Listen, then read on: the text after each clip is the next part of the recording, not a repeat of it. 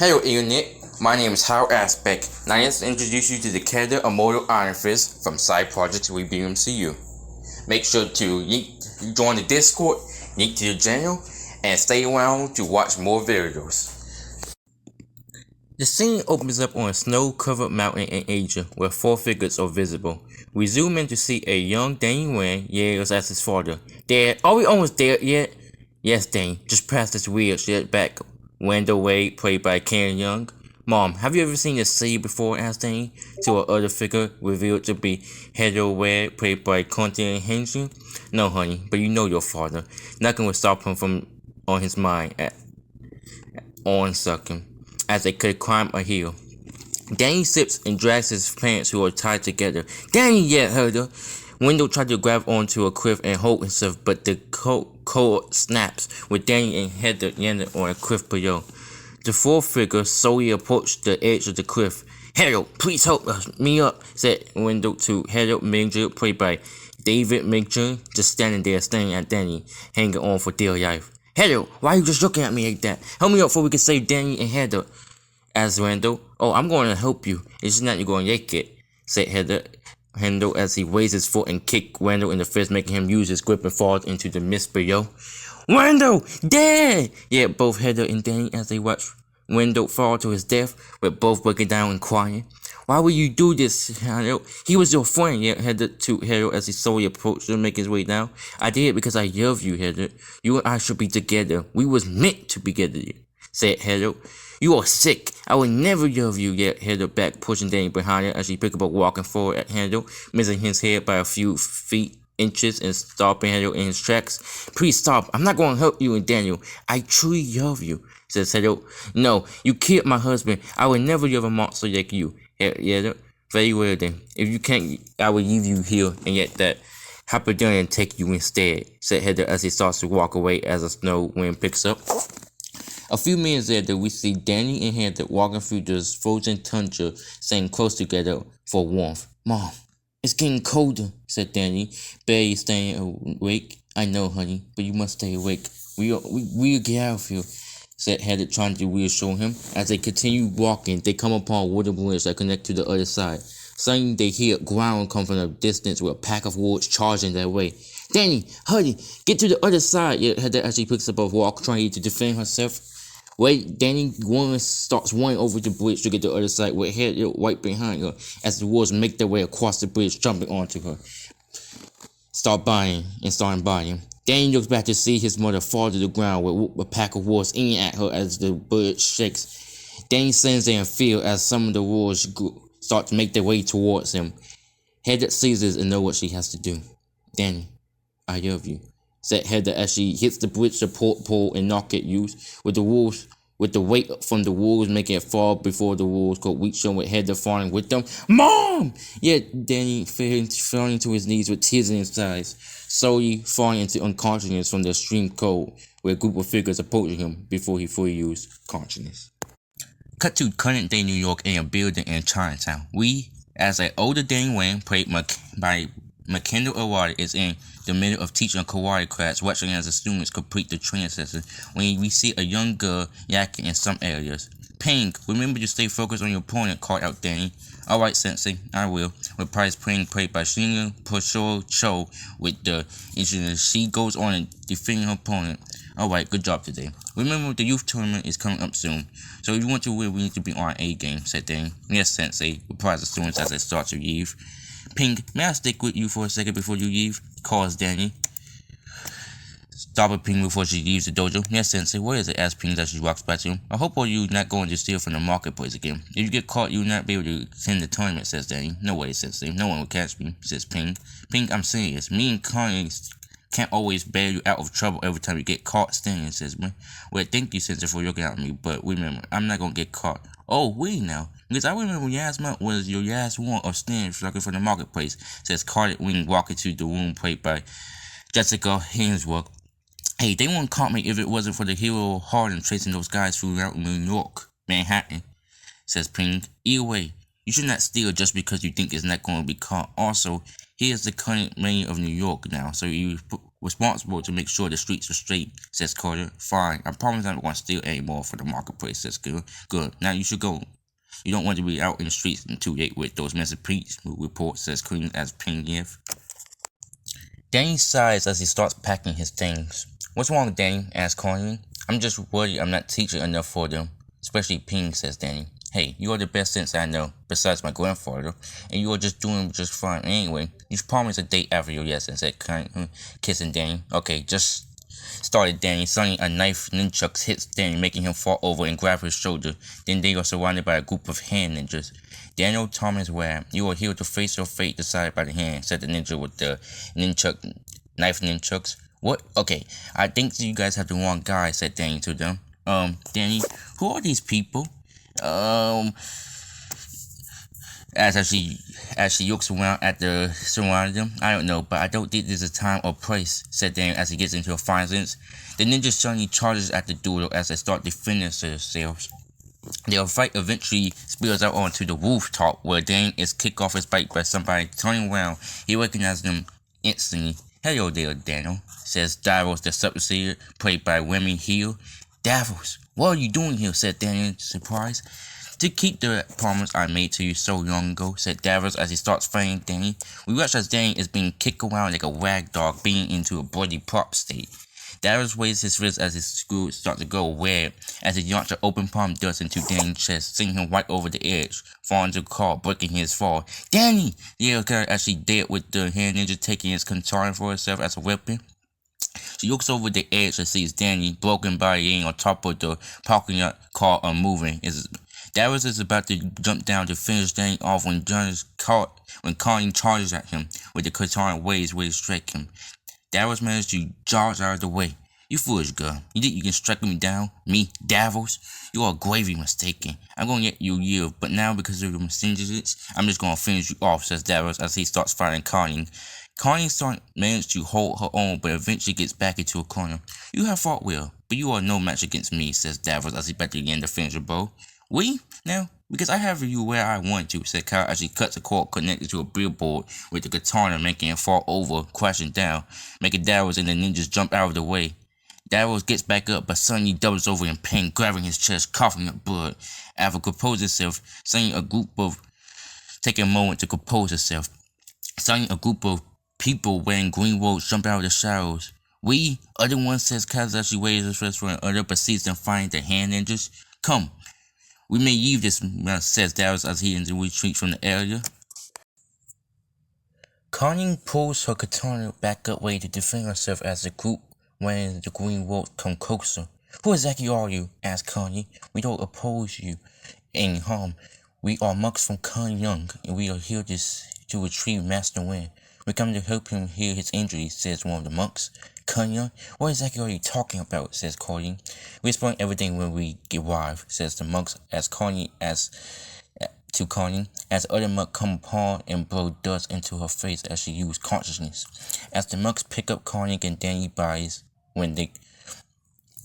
we cut to an abandoned warehouse where Davos is coughing Pajewski. Quickly, bring me another one, says Davos to the hand ninjas as they bring a man to him.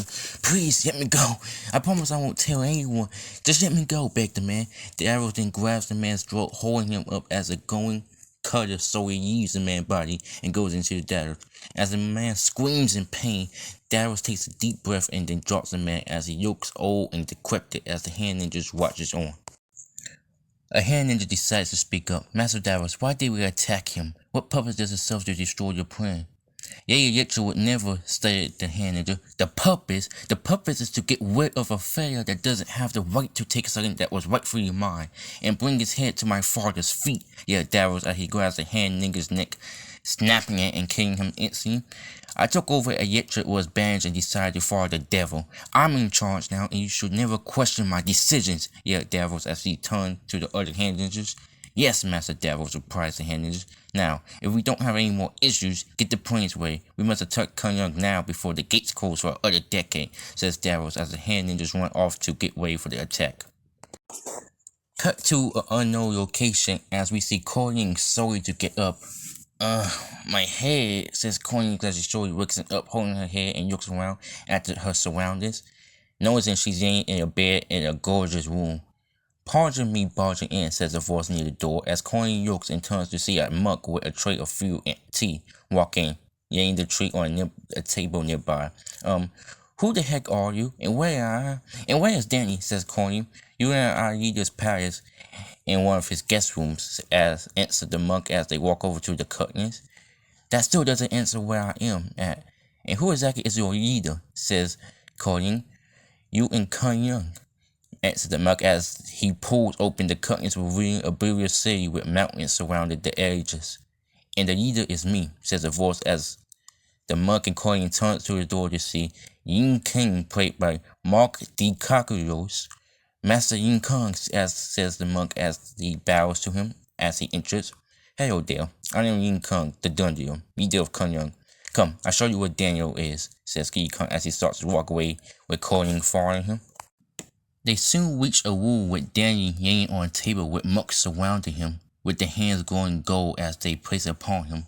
What are they doing to him? Asked Colleen. They are hitting him with their chi, answered Yin Kong, as they watch on with all Danny's injuries disappointing as he suddenly coughs. Danny, says Colleen as she goes to him as Danny slowly gets up. What's going on? Started Danny until he saw where it at. Daniel, it's a pleasure to see you again, started Colleen. Why am I here yet, Danny? The reason you're here is to heal you from your injuries so you can take the trial of the immortal Iron Fist and stop Davos before it's too late, replies Colleen. What is the Iron Fist and who exactly is Davos? Asked Colleen. Colleen, remember how I told you I lost my parents when I was 12 years old and how I was found by a village? Says Danny. Yes, replies Colleen. Well, let's have the truth. I was found by monks of Kun Young, believing in the training in the martial arts that pretended to become the Iron Fist, their protector, with Davos being his savior. Answered Danny as he nods towards Colleen Kong. Wait, that guy attacked us was your son? Asked Colleen. Yes, Davos was my son, and one of the greatest fighters ever greater than me. But sadly, he lost his way, replied King Kong. Okay, but that still doesn't explain to me why he attacked us and going after Danny, says Colleen. He blames not only Danny, but also he denied me the right to for denying him the right to take upon the trial to become the Iron Fist.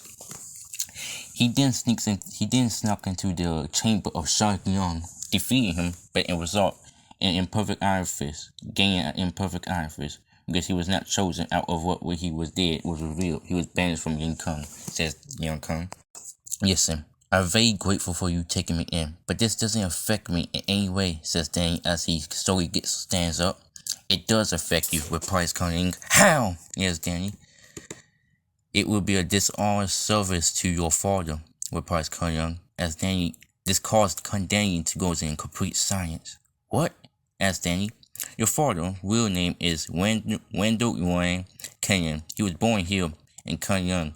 He was trained to become the 65th Iron Fist, but he wanted to see the outside world. So when he left with my blessing, when he met your mother and had you, he decided to stay. Even every Iron Fist has the ability to see China that can sense other people, that has the potential to take on the trial, and he saw that in you. And he decided to bring you to Kun Young to take upon the trial, answered Kun Young. This can't be true. You must be lying, says Danny. No, I am not, says Kun Young as he holds up a bag filled with letters, as Danny takes them and looks throughout them. This one is when I was 6 years old, and this one is when I was 7. Why wasn't I told any of this, says Danny. I believe it would distract you from your training, says Kun Young. Then why are you telling me this now, asks Danny. Because now I believe you're ready, and if you don't, Davos will destroy Kun Young, and even if you won, he will not stop till he kills you, says Kun Young. This is not my problem, it's yours. Have someone else take care of this. Yeah, Danny, I think you should do it, says Kun Young. What? Asked Danny. I think you should do it to honor your father, says Kun Young. I can't, says Danny. Why not? Asked Kun Young. Because I was going to do something that my parents was not going to be proud about, says Danny quietly to Kun Young. What exactly was it? Asked Kun Young. After I left Kun Young, I wanted revenge against the man that killed my parents. And when I went back to Manhattan, I was so close, but then the blip happened, and he disappeared into dust at my feet. For 3 years, I fought Pinocchio. I was so close to getting revenge, but when will my parents think if they knew I had those thoughts? Says Danny, fully breaking down in Cunning arms. Danny, listen, I know you better than you know yourself. And you didn't go through it in the end, started Cunning. That's besides the point, Cunning. The point is I can take on this trial. Know my father was the first choice and his son was going to kill someone. Yeah, Danny. The point is you didn't. And way to protect your father's home, and you ran away to protect your father's home, says Cunning. Do you really believe I can do it? Asks Danny, as he wipes his tears away. I don't believe it. I know you can, says Cunning, as he pulls Danny into a kiss. Alright then. I face Sean Young, says Danny to Cunning. Good. We don't have that much time, says Cunning. So who exactly is Sean Young? Asks Cunning. He's a dragon, answered Danny with a downcast look. Cunning's face changed from confused to fear. A dragon? Says Cunning. Cut to a few minutes later with Danny standing at a giant door wearing green pants with bandages wrapped around his arms. So, what exactly is the story behind Sean Young? Asked Cunning. Centuries ago, during a performance of the Dragon Warriors of Sean Young for the entertainment of its leader, Yi Ting, Sean Young went berserk and attacked Yi Ting. He was slain by his right-hand man, Ki Star, who cut out the jogger's heart. Enraged at this, Yi Shen banished Shen Zhen from the city and revived the dragon by melting its heart and placing it in the secret cavern. From this moment, each Iron Fist had to kill the dragon and then stuck its heart into its heart to absorb its power, with Shen Zhen being reborn over and over again. Answered Shen Zhen, standing next to her. Okay, then you just have to beat a dragon, to stick its hands into its heart. Completely normal, says Colleen. The chamber door slowly opened to reveal a dark cabin. Danny takes a long, deep breath before walking through the doors, with the doors closing behind him. Danny's soul made his way throughout the cave and came upon a pool of lava in the center of the room. Suddenly, a long red tail hit Danny, sending him flying across the room into some bones nearby. Danny's son gets up with a giant red dragon face pinned with him, noticing a hole in the dragon's chest. So you are the one that was supposed to face me all those years ago. You should have stayed put, says Sean Young, the immortal dragon, voiced by Matthew Yin King, as he slowly moves his way towards Danny, as he slowly gets up with to get into combat. Danny is able to dodge some of Shen Young's attacks, but eventually gets thrown to the ground, bleeding and broken. You really thought you could defeat me? I have fought 156 challengers, and only 64 have passed. What chance do you think you have? Says Sean Young as he got closer, breathing in with sparks of fire at the corners of his mouth, with Danny lying there looking at the flames that would come when he remembered something from his past. Dad, why do we have to go? Asked Danny to his father. Danny, you have nothing to be scared of. Me, your mother, and Heather are all going to be there with you, says Randall. Yes, but I know, but do we have to go? Yes, says Danny. Listen, I want you to remember this. No matter what you face in your life, you should have a heart of the dragon. Can you promise me that? Asked Randall to his son. I promise, Dad, says Danny.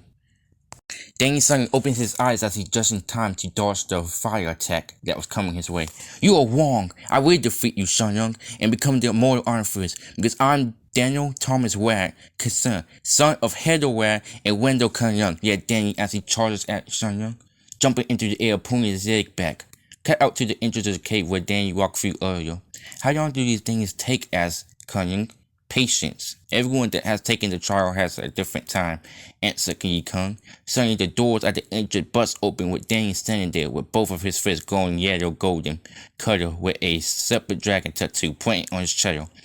As Yi Kung walks towards him, we have our new protector, yelled Yi Kung to the crowd as he waves Danny's fist in the air. Colleen runs to Danny and pulls him into a passionate kiss. I know you can do it, she screamed.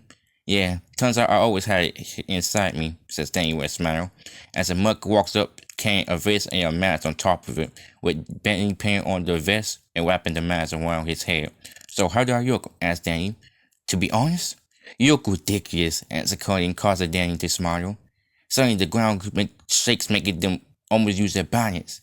Master Yi Kung, it's Davos. He started his attack on the city, says the monk that went up. We must stop him, Yi Kung. will you fight with us? Asks Yi Kung to Colleen. I will go wherever Danny goes, says King, as she, Yi Kung, and Danny walk towards the city courtyard front gates. As they reach the front gates of the city, they see Darius and the Hand standing there with bodies of monks laying on the ground. As Darius takes their chi, Darius, stop this madness immediately, or we're going to have to be forced to defeat you, yelled Yi Kung. Hello there, father. It's nice to see you again. Now, I give you one chance to admit I should have been the Iron Fist instead of this brat of someone that decided to leave his home for the outside world and was wrong, says Darius. Sorry, Darius, but I have taken my father's place as the protector of young Kung, says Danny, getting into a fine position. Very well then. I just have to defeat you and take my rightful place as the immortal Iron Fist, said Darius as they charged at each other. Many fights are taking place around the courtyard as Colleen and the monks of Courtyard fight off the Hand as Danny and Yi Kung fight Darius in the middle of the chaos. Even with Danny and Yi Kung combined might, Darius has the upper hand at the beginning of the fight from absorbing chi from the dead bodies around him, keeping him rejuvenated, but slowly starts to slow down, giving Danny and Yi Kung the chance to fight back. Darius, stop this now. You're going to die if you continue this. What you have to gain, says Danny, as Darius starts to cough up blood over. I become the Iron Fist, the second that was taken away from me by my father, yet Darius as they take the opportunity to strike at Danny. Fine then. If you want it, you can have it, said Danny as he grabs Darius' wrist and slowly to steal chi. What are you doing? Yet Darius, getting what you want, said Danny as he jumped back and kicked Darius in the face, making him use his balance before taking the Dragon Fire style, charging his and Darius' chi into one final attack, taking the form of a dragon coming out chi, sending it right at Darius, knocking him back, sending a giant shockwave around the courtyard, stopping the battles as they see Darius out cold. Cut to a few minutes later, our trio is in the courtyard watching as the remaining Hand ninjas and Darius are being chained up and yet to the dungeons. Listen, I'm really sorry I didn't take the try off the Iron Fist sooner, says Danny. It's alright. I understand why you didn't. Want to have the title, but I know your father and mother will be proud. Replies Kung Yin King. And now this, you are young Kung's. And know this, if young Kung needs me, I'll be there. But I do request to be able to go back home, says Danny. That can be granted, says Yi Kung, as they two bow to each other. So what now, you are a hero? Asks Kung. Kind of, says Danny with a smile, as they look over the horizon. So, where to next, Danny? Asks Kung. We do have a tournament to get to, replies Danny, as the project ends. Hey there, hope you enjoyed the project. Sorry that the audio sounded weird at times. I record this on my phone. Anyway, make sure to subscribe to the channel, subscribe to the main channel, join the Discord. We have more projects coming your way. Anyway, with all that done, have a good day.